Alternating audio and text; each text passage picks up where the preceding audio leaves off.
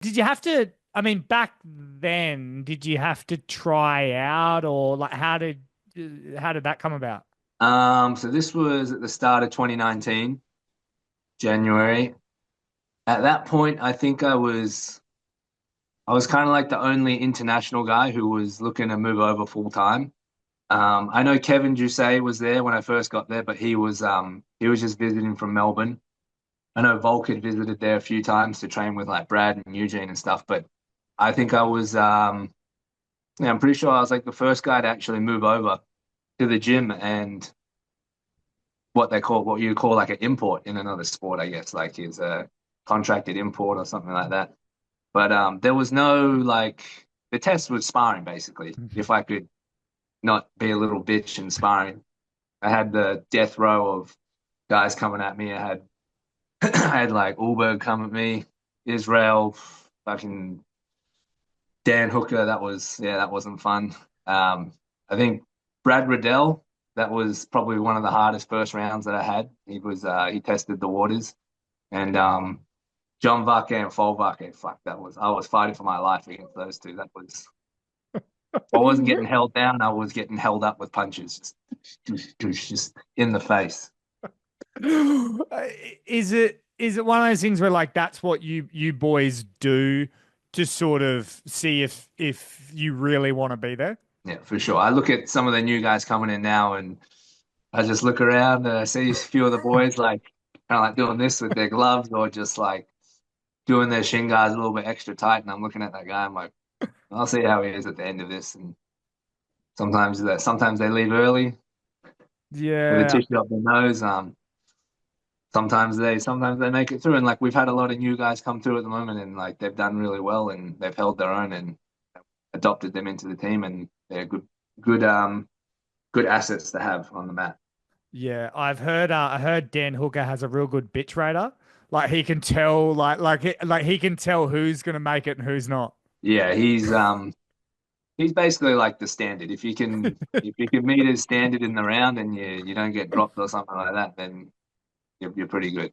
Is it skill orientated half the time or is it just almost like grit? Well, on those like in your first sparring, it's usually just grit. Like most of the guys just want to test your metal and see how tough it is. And is it one of those ones like have you been dropped at any point and gone, oh fuck, I've got to get back up. You know what I mean? Like I've got to get the respect of the boys. Yeah, I won't say who it was, but I basically ate about 10 calf kicks in a round. This is the first time I'd ever been kicked in the calf, really.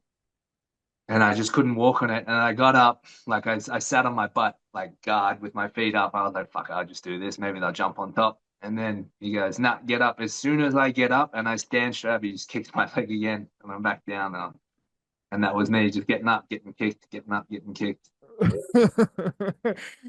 Did at any point where you're like, nah, fuck this, I want to go home. Nah, nah, I loved it. I was like, fuck, this is what I came for. Like, finally, I'm like, someone's not finally I'm getting beaten up, but like finally, like I'm the worst in the room. Like I'm not in the middle, I'm not at the top, but I'm like right down the bottom. I've got so far to go. Like I can really make something out of it. Are there any guys that you saw coming in? And obviously you don't have to name names or anything, but any guys that came in that you went, oh man, they'll be all right, and then they ended up quitting? Yeah, Oh yeah, really? for sure, yeah. I used to live with one of them. When I first moved, there was another guy from the States who'd also moved over at the same time. But he was a little bit earlier in his career, but he was like very athletic, very talented. And we were pretty hot on him. He's like, fuck, he's fast, he's picking shit up quick. Like, but then he slowly melted and then, yeah, he just melted away. What is it about the CKB trains? I mean, you've trained all over the place studying. What is it about it that makes it so special? I think we have like more of like a team approach.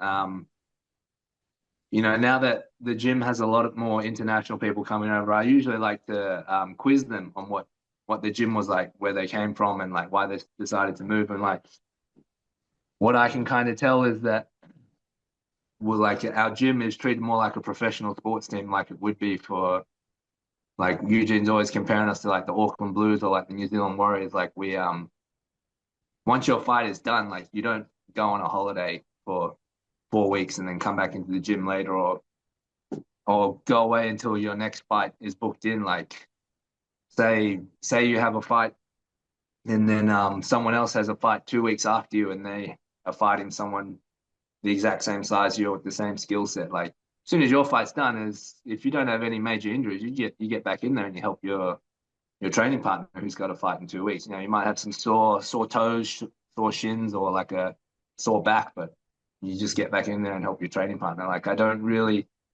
from some of the other gyms I've trained at, I don't really see that. I feel like, especially the high level guys, they just kind of come in and just use the sparring partners for themselves, and then they come back in, and then when it's time to fight again, they'll be, oh yeah, I need your help again. But there's no like, it's not a two-way street.